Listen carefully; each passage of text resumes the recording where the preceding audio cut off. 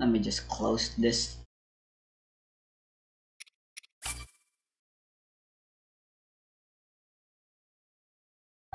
God, I have so many new Genshin Impact videos. Just a lot of videos in general. I gotta upload all of them eventually. And here I am, just recording some more.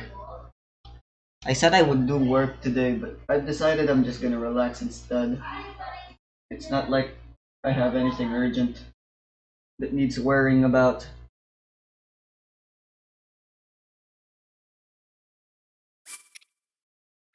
And I really do just feel like relaxing.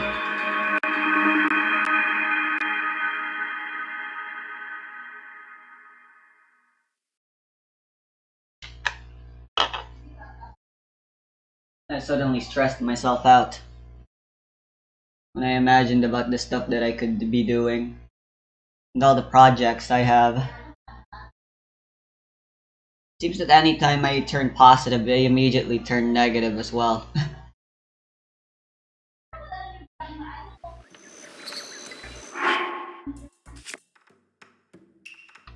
I thought I was ready to start talking about, I'm in love with the villainess again, but I just really want to relax and not talk. So, and playing Zelda. build a super long bridge to get across this gap. This is the one area of the whole game with a flag at the bottom of the screen. And it's all the more moody and intimidating for it. Every other bit of the game has rock or something at the bottom. But here, in the Forest Navel, no way, man. This place is scary and dark and weird. So of course there's a bottomless pit.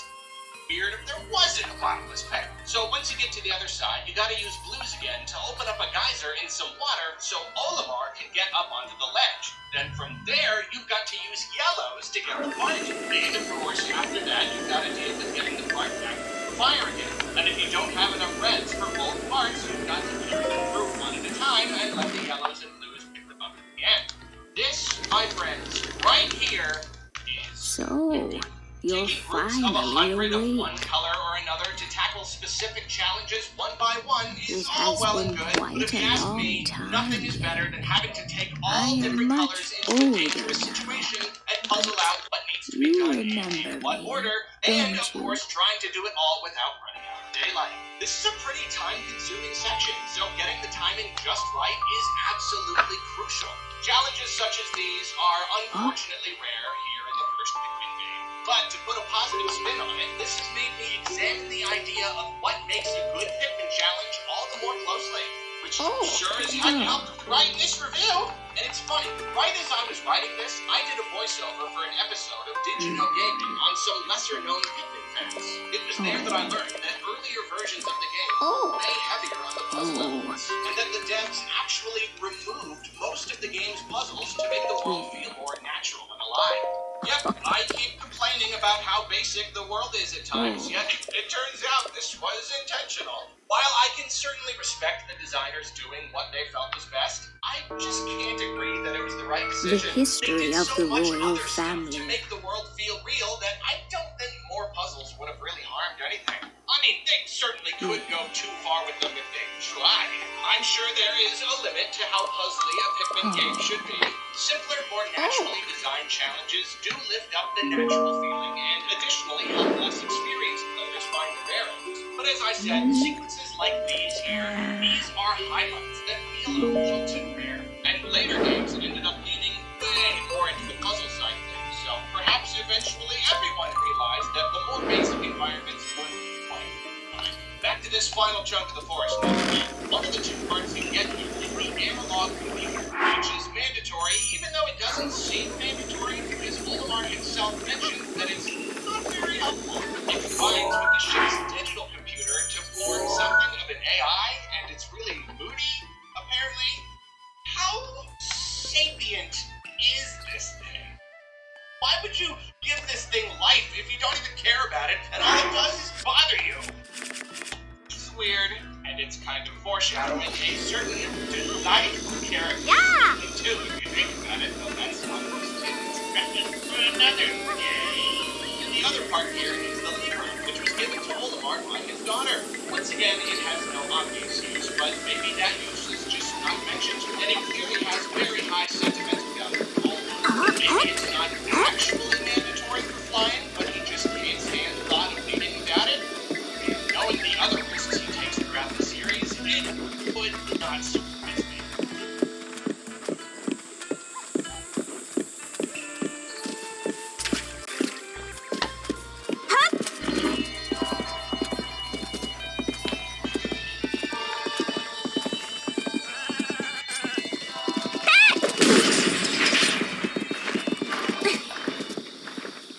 And now we move to the last of the game's three major areas.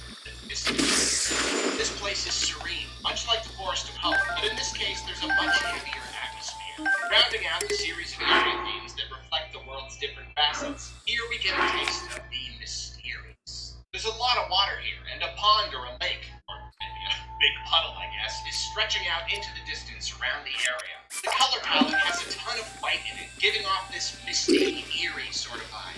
The music is much less memorable than the other tracks in the game, but its ambient nature certainly fits the mood. The rest of the game's areas contain little pieces of human leavings here and there, but the spring contains the biggest concentration by far. There are some clearly man-made structures scattered about. Their original purposes aren't apparent, but there's no way they're natural. To me, this looks like bits of a building that rotted away to nothing countless years ago. And it really gets my imagination going. It brings up all the old questions. Where did the humans go? How long have they been gone? Was this house once? Who did it belong to? It's so weird to think about my own house rotting away over time, and little alien creatures walking around the space where it once stood a million years from now. And other weird creatures, unlike anything that really exists, making their homes all around it. As I've said, its narrative and world building very unlike anything else Nintendo has ever put out. Okay, I guess Splatoon is a little simpler, isn't it? But it's still weird, and it's these kinds of scenarios that I treasure. Even apart from man-made objects, though, adding even more to the What a mystery. face. Why are the bomb rocks making skulls? They're skulls. They look like they come from some sort of smallish mammal, like a cat or something. Except there's a bunch of eye sockets. Oh my god, they're so much faster. Most of the creatures remaining on the planet seem to be very strange and alien and kind of cartoony compared to what we're used to. So these mammal skulls stand out. I can apparently eat Are while they from fighting time them. between humans and picnics? Are we seeing the remains of eras? Who even knows, man? But somehow Okay then, Giga Blade Masters.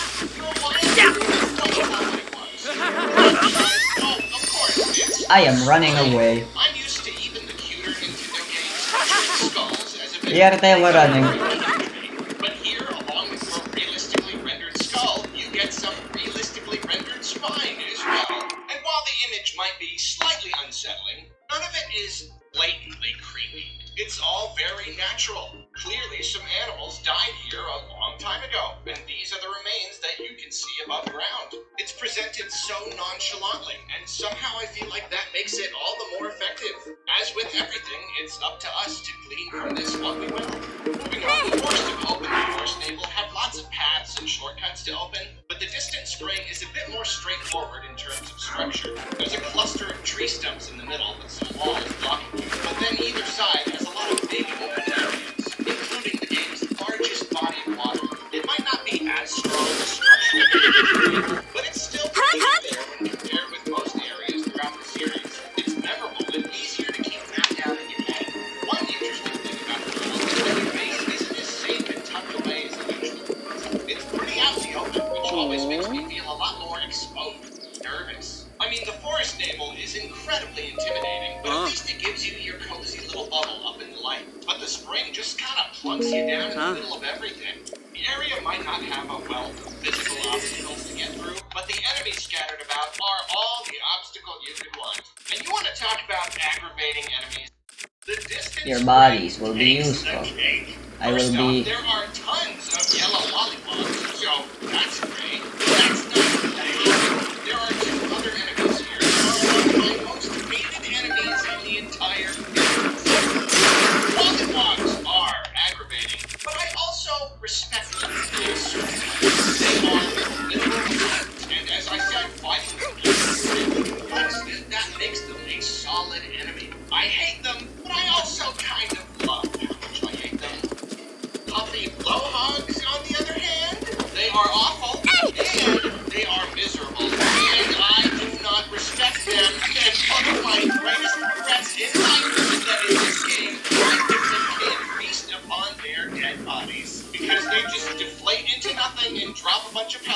should be the same thing, but it's not the same thing. Actually, the puppy Quillhog is cousin to the fiery Quillhog, only instead of breathing fire, they float around and... they blow you look at this. Now, I wouldn't consider myself a neat freak by any means. Take a look at my room, or my work desk, or my studio, and you'll see that I can be a fairly messy guy when I let myself. But I do have whatever form of OCD I have, and there are certain situations where if I feel like I'm responsible for a lot of important things, having them all over the place stresses me out something awful. I'm afraid they'll get lost or broken or even more separated from the rest than they already are. It's like this very specific kind of anger. And let me tell you, since I care so much about my Pikmin as we've established, and I don't want to be lost or left behind or even shooting them in all directions.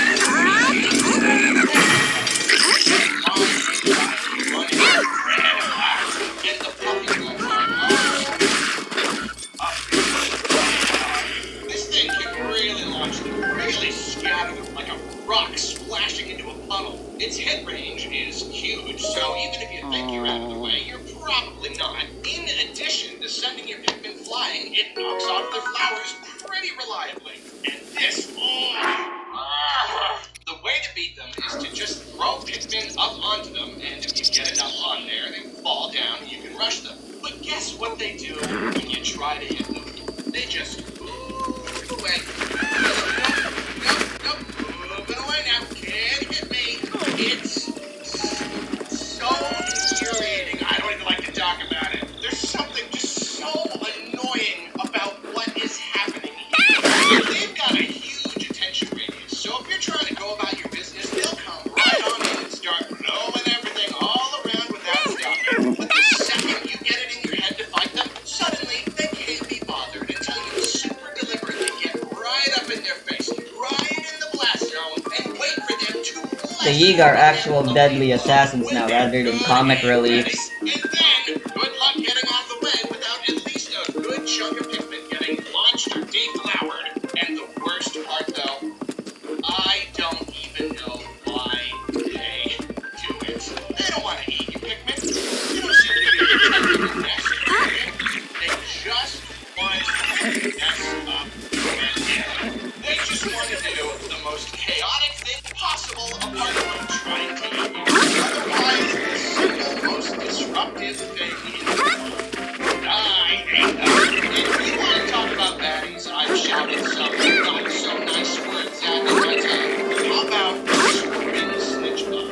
Also known as the swooping jerk bug, or the stupiding jerk bug, or the awful, dumb, hating Anyway, this thing is just... Why is it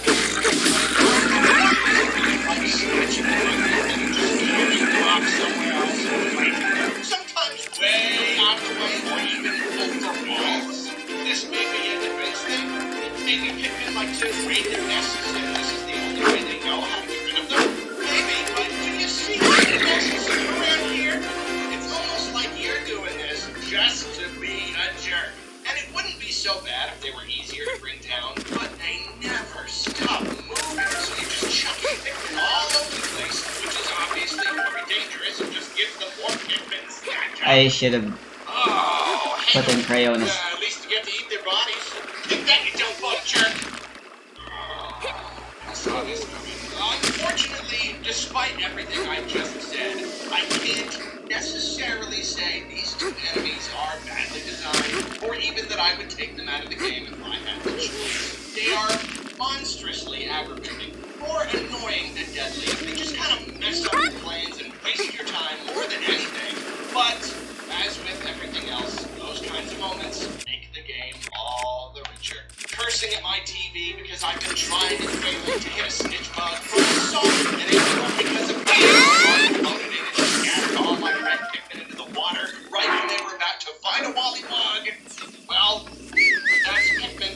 That's all part of the experience. It's an emotional I made a mistake. Exasperated annoyance is one section portion of the ride, and somehow I wouldn't grab it any other way. I'm a real Pikmin masochist that time. The shenanigans of these two creatures are all the more aggravating and dangerous because of their proximity to water and to other enemies. Instead of Bulborgs, this place has got bears. They're bigger, meaner, and they're way better at staying awake and chasing you down once you wake them up. If the Bulbear is awake and facing you down, you better hope your Pikmin are already surrounding it and its health is just about at zero. Because otherwise, you just provided this thing with a wonderful breakfast buffet. Of course, though, how can you go around taking these things out when you've got blowhogs and snitchbugs trying to wreck your day? How do you take out the blowhogs and snitchbugs first without waking up the bullbears? It's a thing, for sure. A couple interesting things worth noting about bullbears. They've got these spots that pulse weird, and the spots continue to pulse even when the bullbear is dead. Gross. Also, here in the distance break, you've got bullbears, and unlike the bullbears, these things actually are bullbears. And of course, because of this, the developers wasted no time making you feel bad about killing their parents. If you take out the bullbears, then come back later, you'll find what are presumably their kids standing around like they're wondering what happened. More of that depth I've been talking about, more questioning whether or not Olimar is in the right when he kills all these creatures, wondering how many infants God damn it. their parents don't come back to the nest at night, making you worry about the families of the bad guys is not something you get in a lot of games. Not even ones that present themselves as much more mature and traditional and colorful like Pikmin. I still don't feel bad about killing lollipops. Anyway, on to the ship parts. First off, we've got a nice little multicolor situation, at least if you want it to be. Blues to build a bridge across the water, reds to kill a sleeping bullbear, and yellows to want to catch the water. This is yet another situation where there's really no reason why the blues can't just carry the part through the water, especially since you've got the ability to sneak past the bullbear. But Pikmin do what they want, I guess. Or, more accurately, Pikmin do what the devs want them to want. And here in the first game, I guess they didn't really have enough time to explore this concept of root preference and give us strong narrative reasons why Pikmin will choose one over another. The part you grab here is the massage machine, which, thankfully, is just as non-mandatory as it sounds. Now you've got one of these weird man-made structures I was talking about. You've got to throw blues up onto a ledge, then have them follow you while you walk along a little bridge to the park where you can use your swarm to have them grab it. It's a very simple challenge with very little in the way of risk. I mean, if you swarm away from yourself, maybe they can fall off the ledge outside the map and get stuck there. I don't know, and I ain't trying. Just not gonna do it. Really though, the whole thing is over in mere moments. You throw, you run over, you grab the part.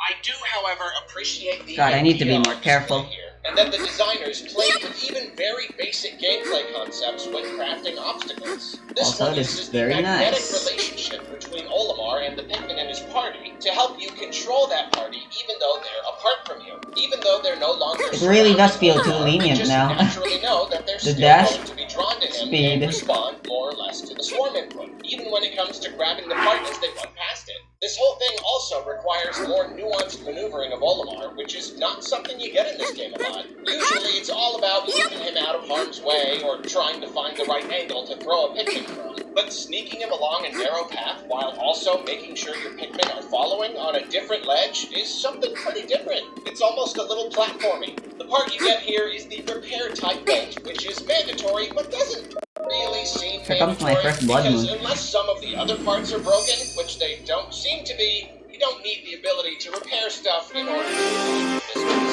Next is a very similar challenge that's significantly trickier. Here's another weird man-made structure, and this time you've got to get your yellow Pikmin The Lionel over seriously ramping still along a after series me? of ledges Oh so my that you can throw God. them up onto a higher ledge to get the part. Even with the swarm ability, they'll inevitably spill all over the place because, as we've seen in this game, Pikmin have zero sense of spatial awareness when they're in your party, and it always takes me a couple quick sloppy trips to get enough up there. It's It's a fairly interesting challenge, if anything, just because there's nothing else quite like it in the game. There's no real danger involved, so you can't really consider it hard, but it can use up a fair amount of time because some Pikmin are bound to fall into this hole where you gotta use a stick and a geyser to get everybody out. The whole thing is made even easier because it's a very light part, so you don't need to get too many yellows to the end. The part is the UV lamp, which doesn't sound mandatory and is not mandatory. What do you know? Close by, beyond some fire geysers, you'll find a smallish arena. Oh!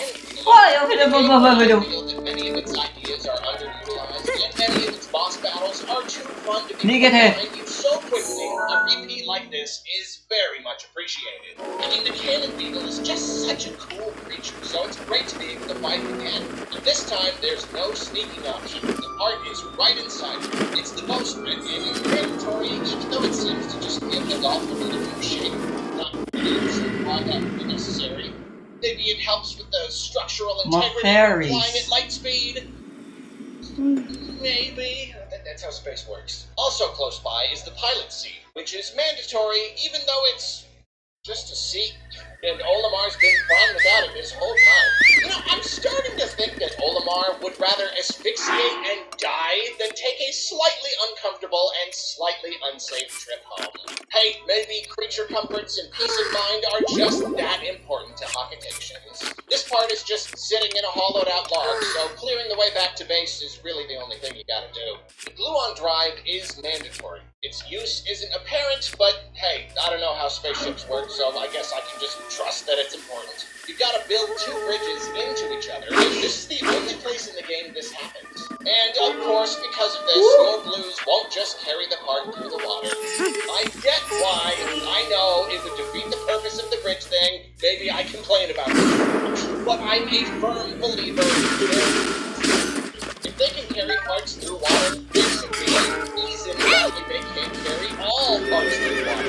If reds and yellows are carrying the part, I know that the game's really just there for putting it, but with just blues, it's a little silly to watch them live in the back of an unfinished bridge that they absolutely do not need. Right next to the Gluon tribe is the Zirconium Rotor, which is mandatory and we're not told what it does, so again, I'm much more willing to assume it serves some necessary function. To get it, you need blues to beat some Wollywogs and break through a bridge. You lose your keys on a blood moon as well? God. Wollywogs should not be underestimated. If you head way out into the water, trying my you'll run best into to some select them. water dumpers, which are another deceptively deadly kind of baddie. Like dwarf Bulborbs, they basically just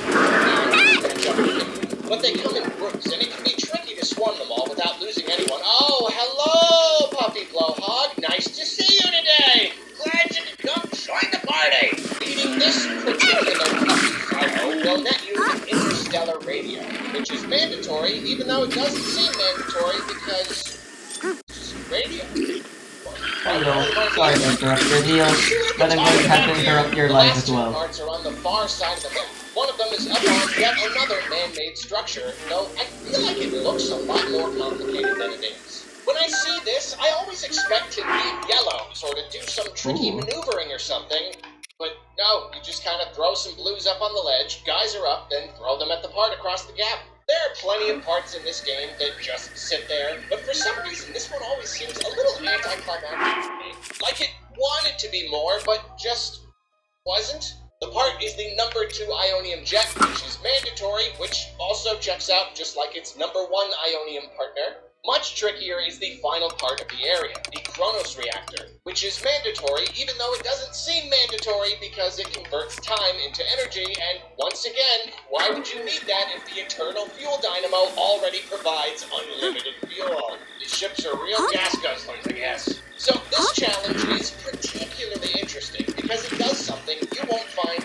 anywhere else in the game. Candy Pop Buds are sprinkled throughout the game, and they can be used to convert your Pikmin types. Throw in some Pikmin, they pop out, pluck them, voila, new color. Red flower makes red Pikmin, blue makes blue, you get the picture. Honestly, I pretty much never use them since I've never heard rooting for more of any one color, but that makes me appreciate this obstacle even more, because it's the only one in the game that basically requires you to do some converting. You've got a part that's way high up, so only yellows can reach it. Problem is, it's totally surrounded by water, so you've got to convert a bunch of your blues to yellows. To complicate things considerably, though, the Candy Pop Bud is way up on this platform, so keeping your newly sprouted yellows from falling into the water and then gingerly throwing them onto the far shore is positively nerve-wracking. It's a very time-consuming part to get, and often is singularly responsible for making me use up a whole day after I just can't quite get it fast enough. But as with any unique challenge in the game, I can really appreciate how the designers wanted to try something different. It's one of those rare remnants of the earlier, more puzzly version of Pikmin 1 we can only imagine. Okay, so that's it for parts in the Distant Spring. But there is one more thing to talk about.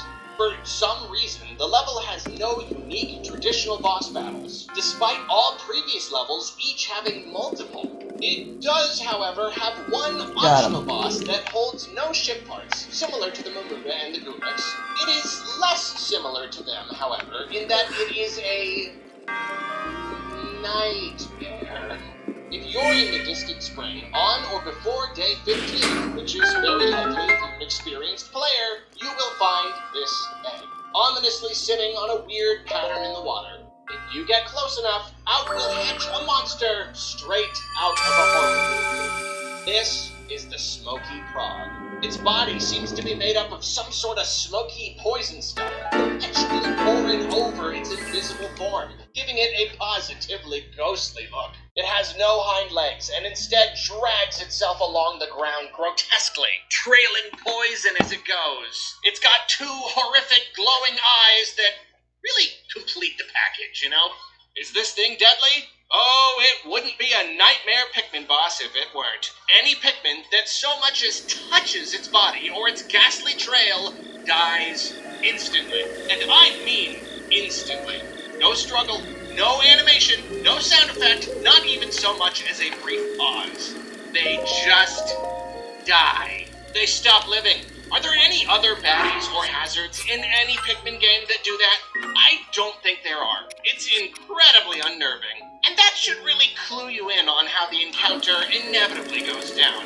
I know that if I were creating a Pikmin boss, I would focus on that deadliness factor, because that's what makes an enemy so scary, right? That's what fills you with dread when you have to face it? Oh no, my friend. The comfortable ease with which this thing murders Pikmin isn't even the half of it. When the Smoky Prog hatches, it does one thing and one thing It's only. another bullshit. It makes a beeline for your base. It does Where can I so get the warm deliberately, doublet? as though it has a purpose. How does it even know what a base is, and why does it care? Does it have a personal vendetta against Pikmin? It seems so, because furthermore, this is the single enemy in the game that poses a threat to unplucked Pikmin. It plucks them for you, just so they can die a horrible death. And if you're not familiar with this thing, and it comes around when you're not prepared, and you've got Pikmin in the ground at base with more hanging out in front of the ship, just Pikmin all over the place, it truly is a nightmare. I remember my first encounter with it all too well, if you know what I mean. This beast is not easy to bring down. The only part of its entire body that won't kill a Pikmin on contact is its face, so the battle is done exclusively through throwing. It moves around a lot though, and just loves shaking your Pikmin everywhere, so naturally there are always Pikmin around on the ground for it to kill. It also loves to stick its head under your onions, which makes it super hard to hit, and you have to wonder if it's waiting for the Pikmin to come out, or if it's protecting its face on purpose, or both. Neither are particularly uplifting conclusions. The Smoky Prog is, without a doubt, one of the nastier bosses in the whole series. And that's not just because it's difficult. It is difficult, don't get me wrong, but I think a lot of the intimidation factor has to do with just how violated it makes you feel. Your base is usually out of harm's way, more or less. It's usually the one safe place you can always go. And Pikmin in the ground are always safe, no matter where you are. They're not even born yet. But this thing so immediately and so deliberately invades your safe space and kills Pikmin that should be unkillable. And you can't even run away from it because it'll just hang around your base forever. And you'll never be able to get anything done. Like it wants nothing more in the world than to destroy Pikmin, or maybe even to destroy you and your mission. I mean, even just the simple concept of fighting anything right here in your base is weird and unsettling. Trying to whistle constantly and having a hard time throwing because the thing is getting too close to the ship and the onions, it elicits a fumbling kind of panic, like this can't even be right. Is this a glitch? Should this be happening? And all that is what makes the Smoky Frog seem less like a creature that lives on the planet and more like a monster from a horror movie whose only job is to terrorize you. Standing out in this sense is what makes it so much more scary and effective. Everything else in the game meshes with the world. The existence of all other creatures makes some kind of sense in this natural setting, but not this thing. This thing is straight out of a Pikmin's nightmare. I mean, when it dies, it even looks like it's returning to the underworld. Is it gonna come back? It's interesting to note that Olimar believes the Smoky Frog is a malformed larval Mamuta. The game doesn't really give you any evidence to back up this claim, so it's a little weird that they would feel the need to make that connection. I've seen it argued that the Mamuta likes to plant Pikmin, possibly so it can keep them, and the Smoky Frog likes to pluck them so it can kill them. So perhaps there's some relational linkage there? I really don't know. While the idea of this thing really being a Mamuta is weird and kind of unexpected though, I will say it's a pretty scary thought. The Mamuta is already so weird, but all it takes is a genetic defect to turn it into a smoking, poison-spewing, semi-corporeal demon monster? That's rough. The singular silver lining here, when the thing dies, it drops an item you can use to sprout 100 Pikmin. So even if you lose a lot in the battle, you're likely to come out on top, so that's nice. You know, if you're not too traumatized to keep playing the game. Sheesh.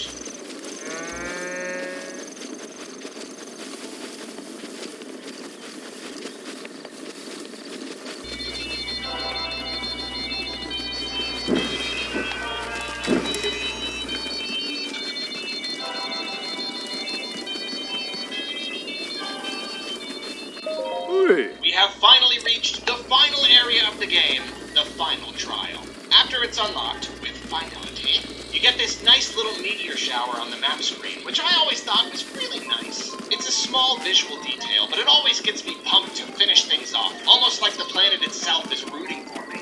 Much like the impact site, the final trial is a general foresty kind of area. The music is back to being kind of spunky, with a lot of horns and strong melodies, but also a little more grandiose and important. It kind of comes full circle. The area only has one part and one single enemy, but reaching them takes some work. You've got to use all three Pikmin colors here. Yellows to grab bomb rocks, blues to build bridges, and reds to run through some fire and push a box. And beyond precariously throwing yellows over water, none of these tasks are particularly tricky, but it's fun because it's another one of those rare opportunities for all your Pikmin to work together to accomplish a task. It's over too fast, but it's fun and satisfying while it lasts. And it's of course appropriate to have such an obstacle here at the end of the game at the very least. The fact that the whole level is about pooling together everything you've got to accomplish one thing is very novel. The final boss is Emperor Bulblax. I can fault him a little for not really encouraging me to use all my Pikmin types, as would be the case for final bosses in future titles. You can beat him with nothing but reds if you want. However, there is still a lot to like about him. He sits in the ground, just waiting for you, and it's super tense, like waiting for the toast to pop.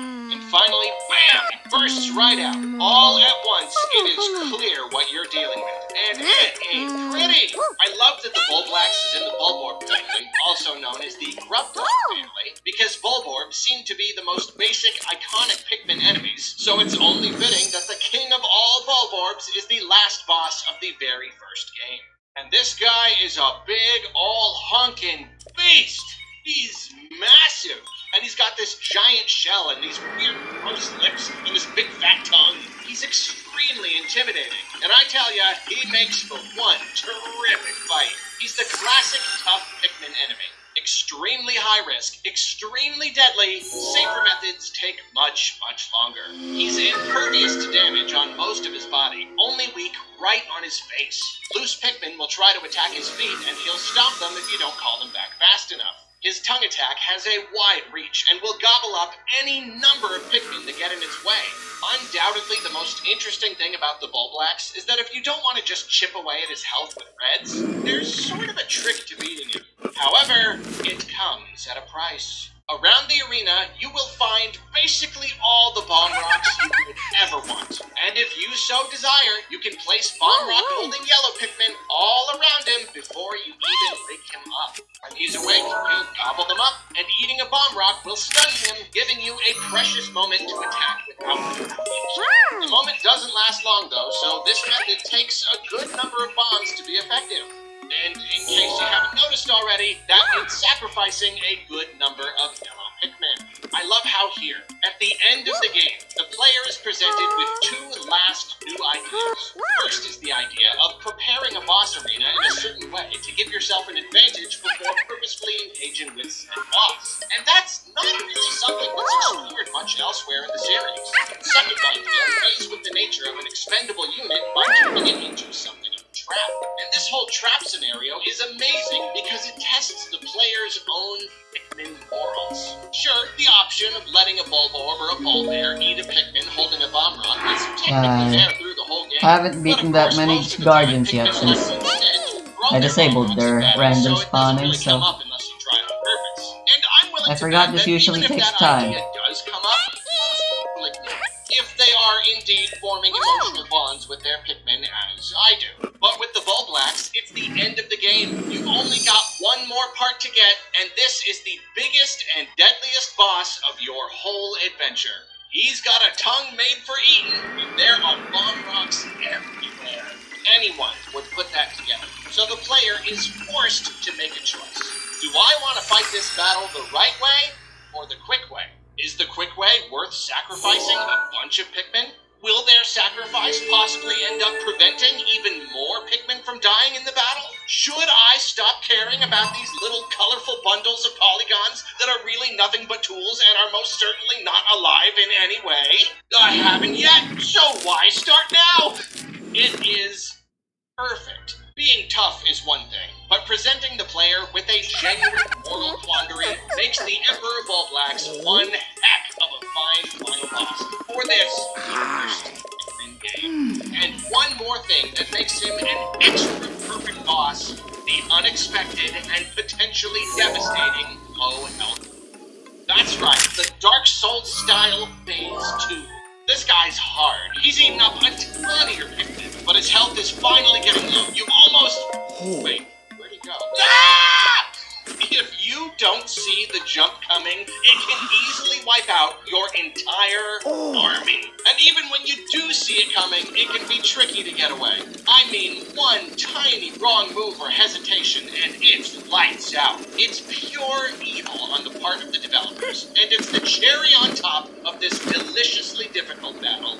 Once you finally put an end to Emperor Bulblax, he very disappointingly doesn't leave a mark. But his death animation is fantastic.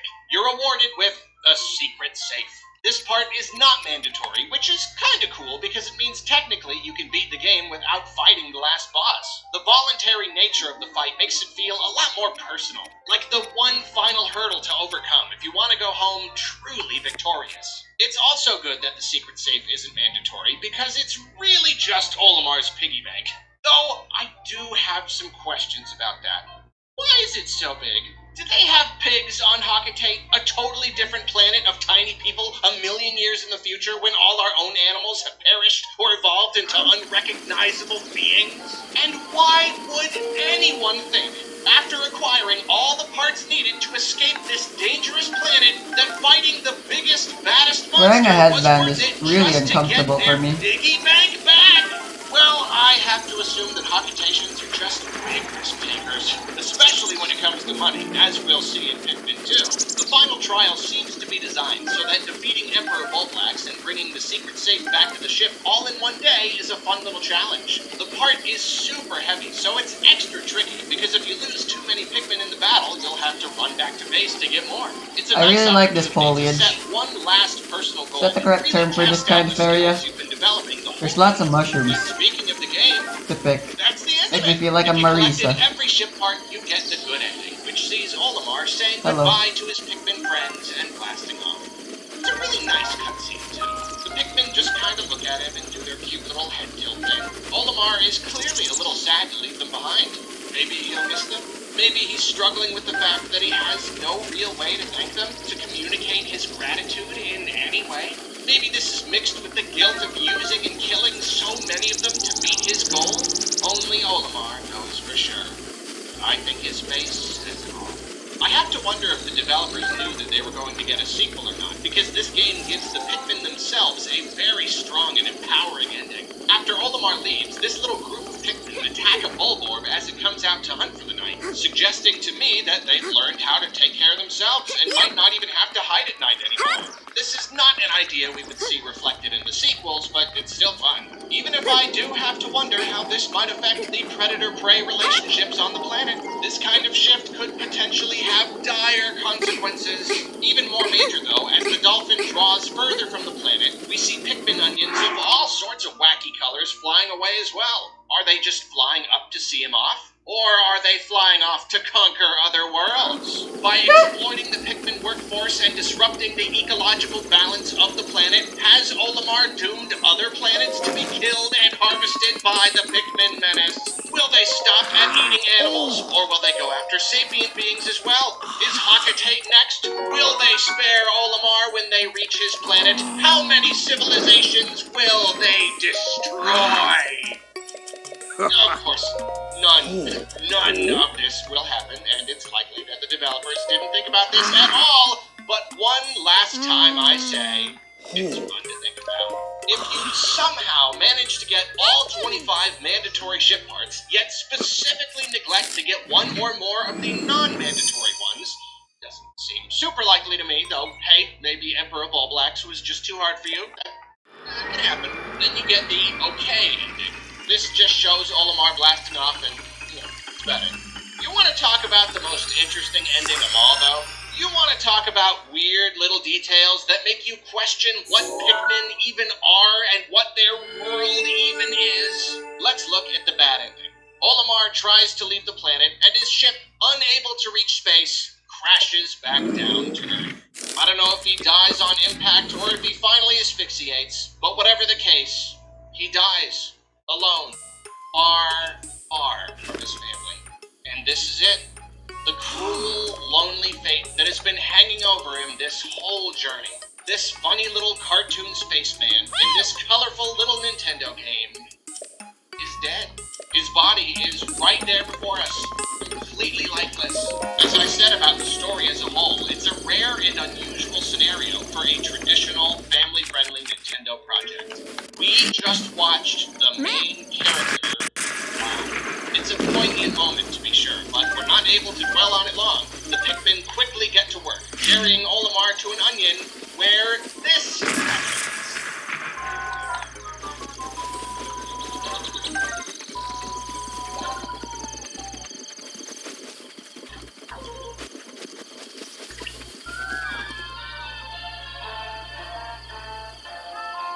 I have so many questions. What is this? Will it sprout into an Olimar with a leaf on his head that can breathe oxygen?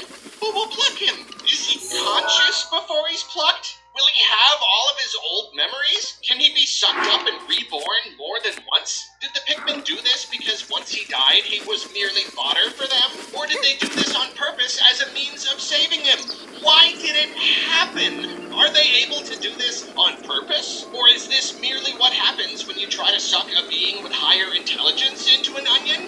Are Pikmin even Pikmin, or are they a different species entirely that's merely been Pikminized, just as Olimar is here? How does any of this work? Why is evolution on this planet so bizarre? What is anything? It's the head scratcher of all Pikmin-related head scratchers. And it's fun funny that such a mind-blowing piece of lore would be hidden away in an alternate non-canon ending that relatively few people would ever earn naturally. The end credits are fun. There's this whole reel where Olimar names every creature and gives you a little blurb on each one. I've always presumed that he came back to the planet to study after the events of the game because he seems to have a much deeper knowledge of these creatures during the reel. That doesn't mesh with the opening of Pikmin 2, but like I said, I don't know if they even knew that they were going to see more in this game. The reel is interesting because it shows off some weird beta areas that don't exist. It shows Olimar fighting bosses in places they don't belong. They probably just captured all the footage really early in development, though I do have to wonder why they would do that. Seems like the kind of thing you'd prioritize close to last. I would wonder if maybe they wanted the reel to be kind of weird, maybe even to further suggest that Olimar came back to do all this, though I don't see why some of his parts would be lying around, so I guess that doesn't make sense at all. One slightly disappointing thing about the reel, though, is that it spoils all the secret bosses. It showed me the Buddha, Gulix, and Smoky Frog way before I had a chance to see them for myself. The first time I remember being like, what the heck are those? Oh well.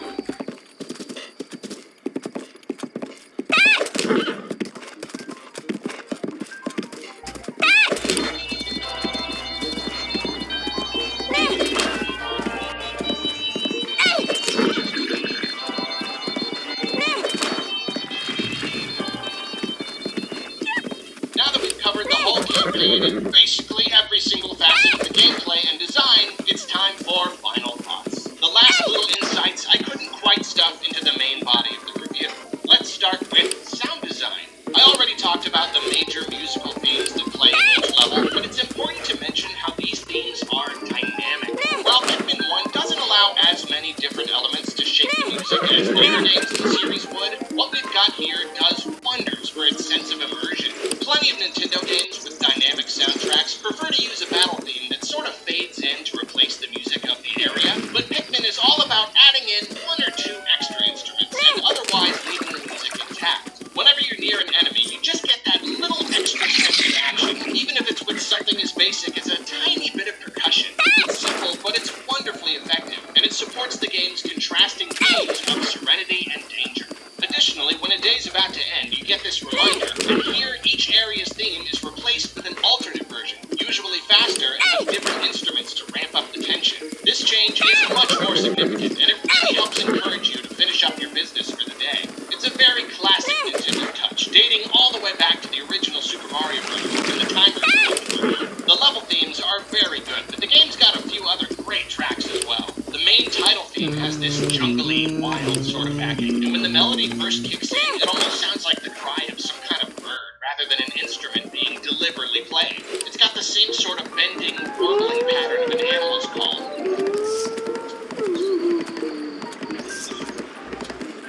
Very good. But then the theme that plays at the end of the day is this fanciful, spacey music, befitting a guy sitting in a spaceship up in orbit looking down over an alien planet. I've already talked about how I love combining sci-fi concepts with naturalistic environments because in my eyes they simultaneously contrast and complement each other, and Pikmin's music is no different. The combination of spacey and plucky makes for a terrific soundtrack. There isn't a lot of mixing the two themes within individual tracks as I might have liked, and the earthy tracks far outweigh the spacey ones. It's not an incredibly long game, so there wasn't too much to experiment with there. But the two themes are cleverly woven together thanks to the dolphin.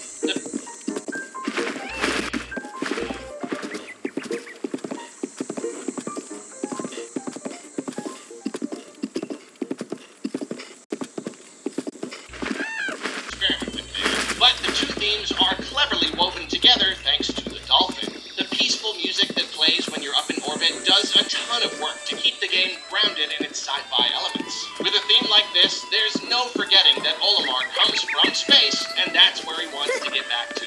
The file select screen as well. This tune is undoubtedly spacey, and it always feels like a great launching point when booting up a game. Now, the map theme I want to give special attention to. This is another example of something I never really appreciated until I started to study each element of the game. Naturally, you begin each day in the morning, and the clock doesn't start until you've landed your ship. But really, the map screen is the true beginning of the day. This is where Olimar decides where to land and explore, and I've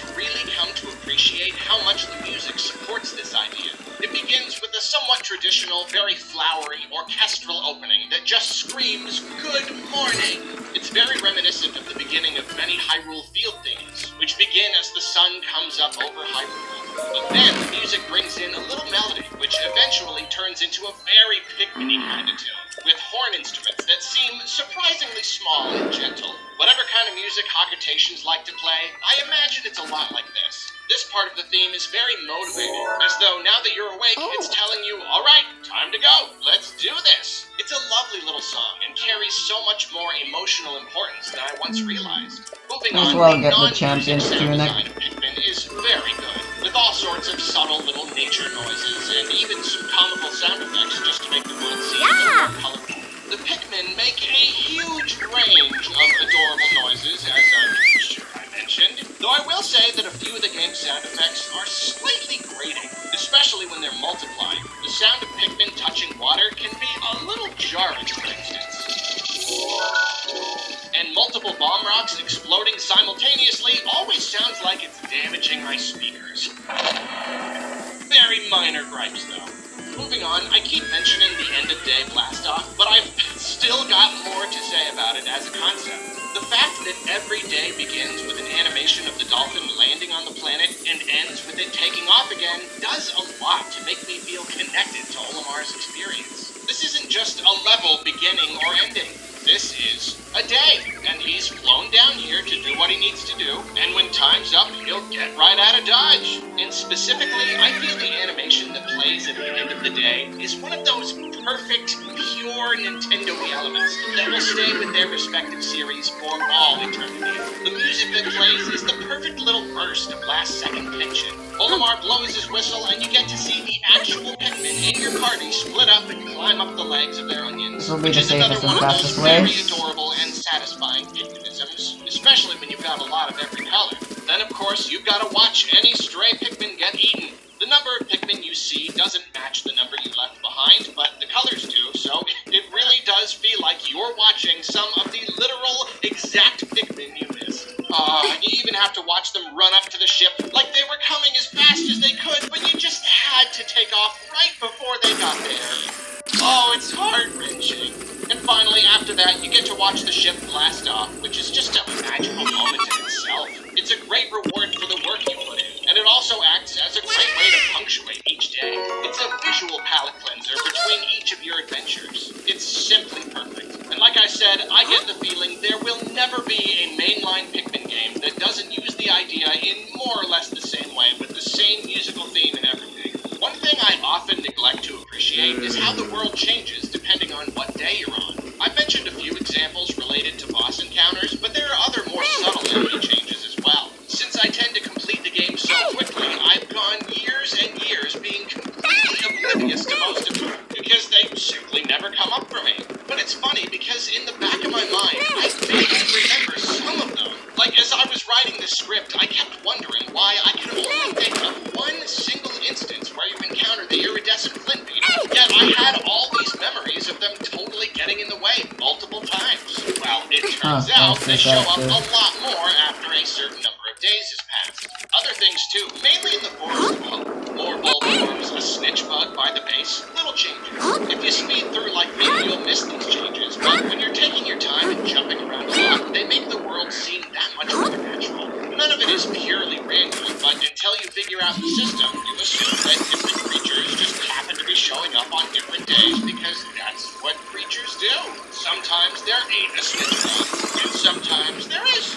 It is what it is.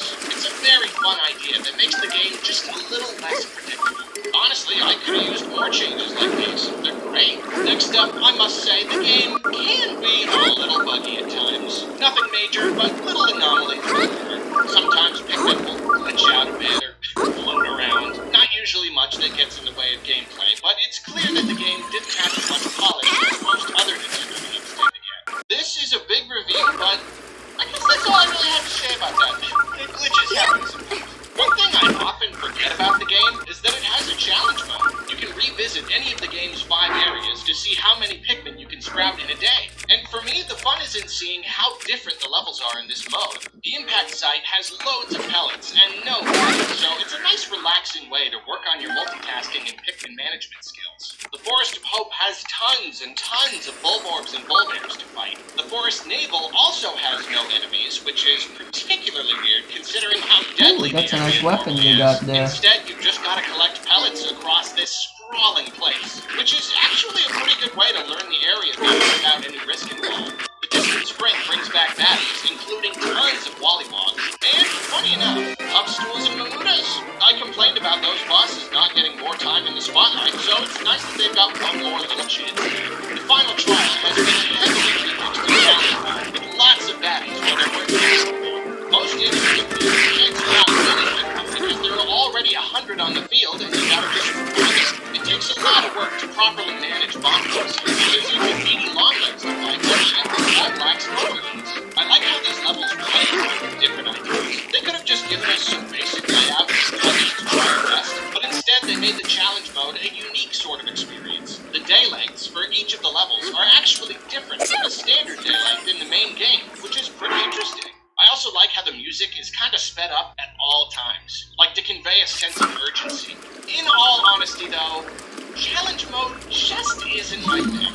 I feel like it should be my thing, because I'm just so obsessed with Pikmin and starving for new content, yet I can never get myself to really engage with this mode. Give me limits on day number and day length, and I'll be encouraged to work quickly. But give me one single day where I have to get as high a score as possible. Sorry, timed score chaser challenges are just not usually great. It's just too much work and too much time and too much stress to keep pushing that score up, and I just can't be bothered. It's cool that the option is there though, obviously. You can log your highest scores, and I'm sure competing with friends is a real good time. Another little tidbit that just never came up naturally. If you press down on the D-pad, Olimar lies down, and the Pikmin carry him back to base. And Onion will try Why to would you do that, Link? work, maybe because he's still alive? I don't know, but it was pretty freaky the first time I tried it. And look at that, little fireworks! How neat. This feature doesn't really have any practical applications, but it's cute, and that's worth something, ain't it? And finally, flying the ship around the map screen is really fun. It's just kind of cool. And if you like rapidly go left and right, you can kind of make the ship go straight for a second. Yeah, I've spent a lot of time on this map screen, if you couldn't tell. Teenager, adult, doesn't matter. Some things never change. Oh, Axe. What's up with that?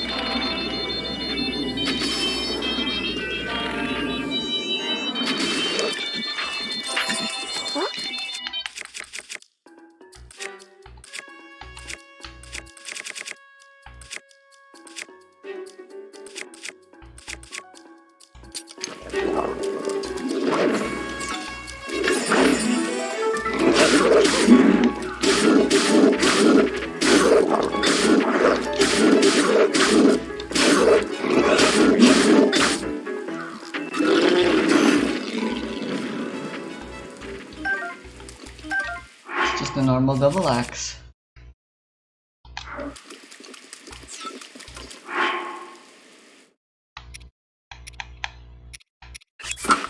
I suppose I can chop myself a new one with this.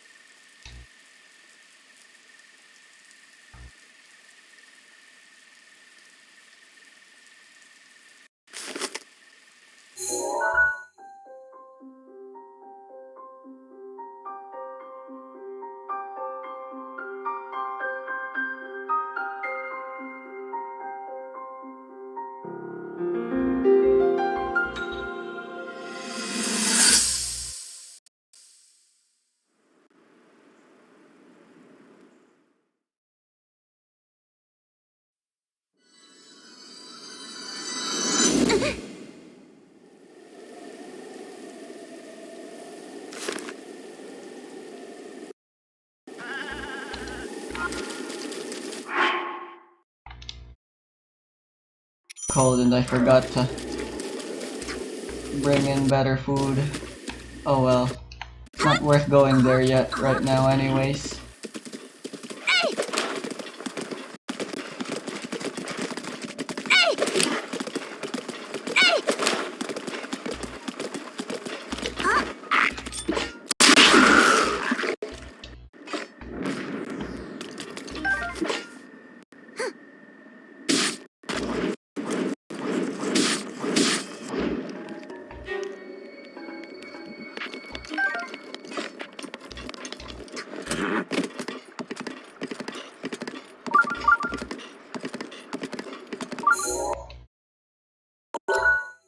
Make your days comfortable with efficient.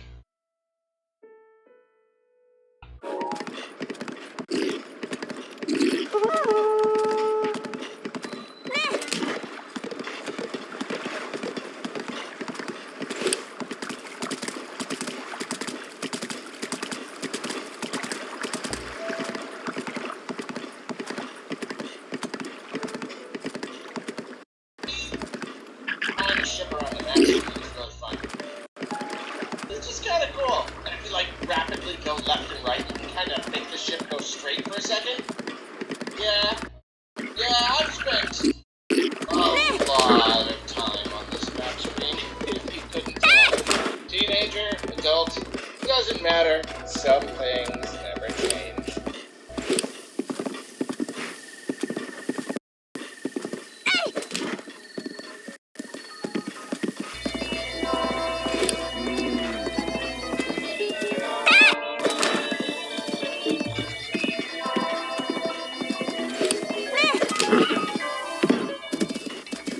My friends, we have reached the end of this big fat review of Pikmin. If you've ever wondered just why I'm so crazy about the series, perhaps now you have a clearer picture. Okay, well, I would hope the picture was perfectly clear. I did not spare even the tiniest detail, did I? And this game was the perfect starting point for the series. I'm very glad I was able to play it when it first launched, because I'm not sure if I would have appreciated it as much if I'd played 2 or 3 first. There are times when Pikmin 1 feels like a glorified tech demo. It's incredibly short, but that's not the only thing. As you've heard me bring up several times throughout this review, it just feels a little underdeveloped. Some ideas don't really have room to breathe, to live up to their potential. Some of these ideas are great, but they're behind you in a flash. It's okay not to reuse the same enemies again and again, but when some of the coolest battles are over in mere moments, I find myself wishing I could do The heck? 1 or 2 more times. It's not so bad when a game is short as long as it's dense, but this game is not particularly dense. There are some interesting or even devious challenges to overcome, but far too many ship parts are just kind of there. It kind of feels like the environmental artists didn't always know what kinds of parts and challenges were going to go where, so lots of stuff ended up just getting plugged down wherever. It's one thing for an idea to not overstay its welcome, and the less is more philosophy has worked for a lot of games, but sometimes the audience is left a little too wanting. Furthermore, the Pikmin can be a little aggravating, can't they? Even if this adds to their personality, sometimes it's a bit much. And of course, the controls still need a lot of sharpening up. The sequels would end up bringing lots and lots of small changes, and playing them makes the flaws in this game stand out all the more. There are even times when Pikmin 1 feels a little bit like an alpha build of the game. It's just about there, but the devs needed another year with it to flesh it out and make it a full-length experience. And yet, that does not stop this from being one of my favorite games of all time. Even after seeing the formula improved upon dramatically, I can still go back and enjoy the first game any number of times. Why Even the if fuck edges can't I are a connect little the rough, internet? More flesh would have been nice. It still manages to nail What? those basic Pikmin elements. Even if some of them weren't explored to their fullest, the designers still managed to pack so many interesting But my tablet is ideas into working the just game. fine. So many different concepts and mechanics. And even if the game isn't as dense as I wish it were design-wise, it still manages to be consistently engaging. It all comes down to that core formula. The series has never sold particularly well, and no one would ever consider it one of Nintendo's Nintendo's big, important IPs. But I honestly believe that even with this first game, with all its shortness, jankiness, and underdevelopedness, they really landed on something special. Even when compared to the greater world of video games, I believe Pikmin offers a deceptively deep experience that not enough people appreciate. The combat is incredibly complex when you really examine it, and wonderfully tricky, potentially offering a level of difficulty that is rare in Nintendo games. The basic concept of collecting and multitasking is also incredibly deep, and it makes these games endlessly replayable. There might not be another primarily single-player Nintendo series out there that provides a player with so much room to grow in skill. From the start of a Mario game to the end, you might find your skill level increasing a fair amount. But from hour 1 of Pikmin to hour 20 or 50 or even 100 and beyond, you're gonna get so much better you can't even fathom it. That's just how deep the formula is. Even here, at the beginning of the series, that depth is very much present. Even here in the first game, what we've got is Pikmin in all its glory. And because of that, I will always treasure it. Also, look at it. Just look at it.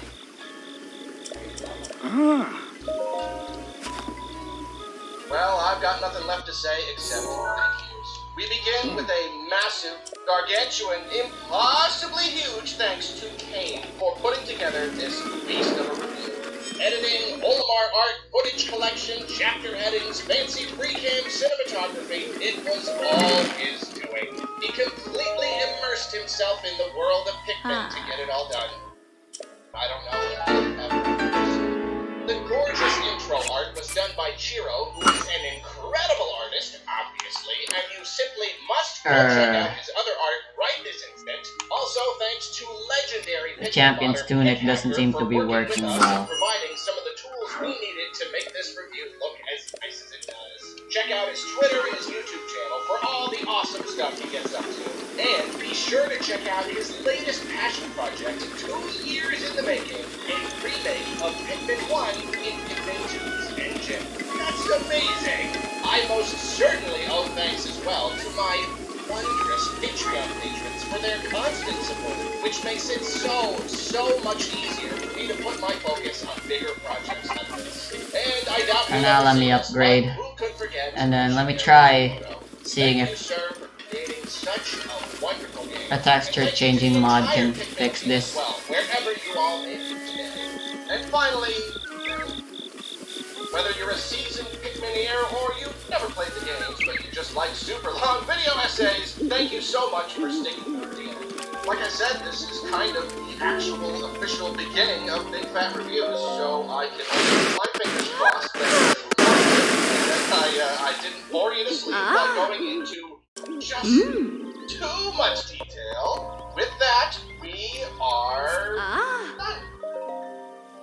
It's finished.